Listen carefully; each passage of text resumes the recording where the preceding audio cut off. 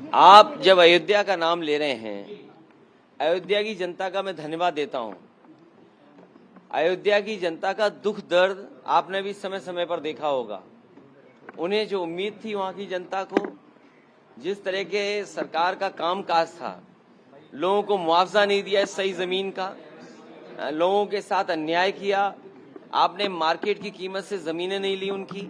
जब land acquisition करने के लिए आप चले तो आपने दबाव बना करके, झूठे मुकदमे लगा करके उनसे जमीन छीन ली। न जाने कितने व्यापारियों को आपने दुख संकट पहुंचाया जो 100-100 साल से रह रहे थे, 100-100 साल से लोग रह रहे थे। ऐसे भी परिवार हैं जो अपनी गाय भैंस के साथ, जानवरों के साथ 100-100 साल से रह रहे थे, आपने उन्हें उजाड़ दिया।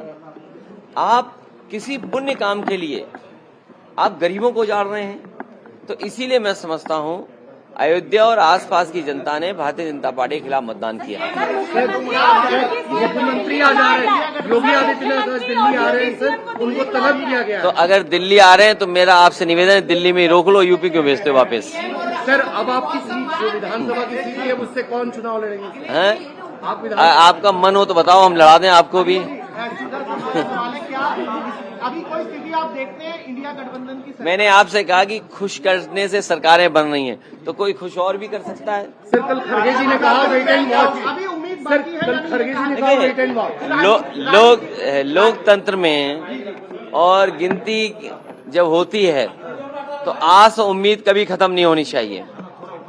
आस हमेशा बनी रहनी चाहिए, उम्मीद हमेशा रहनी चाहिए। पार्लियामेंट में रणनीति क्या रहेगी आपकी? पार्लियामेंट की रणनीति क्या डिस्कस हुई कल सर? अभी बता दें आपको। बिल्कुल सर। सर अभी तक उत्तर प्रदेश में हार की जिम्मेदारी भारतीय जनता पार्टी में से किसी ने नहीं लिया है।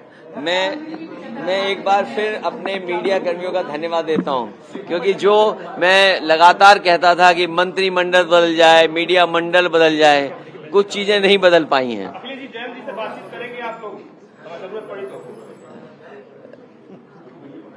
नौकरी का सवाल पे क्या देखते हैं? मैं समझता हूं अग्निवीर व्यवस्था तुरंत खत्म होनी चाहिए। सरकार को स्वीकार करना चाहिए कि उनकी गलती है कि उन्हें अग्निवीर जैसी व्यवस्था नहीं लानी चाहिए। और न केवल अग्निवीर व्यवस्था खत्म होनी चाहिए, बल्कि बहुत से नौजवान जिनको रोजगार नहीं मिल पाया, फौज में जाना चाहते थे, उन्हें उम्र की छूट भी देनी चाहिए।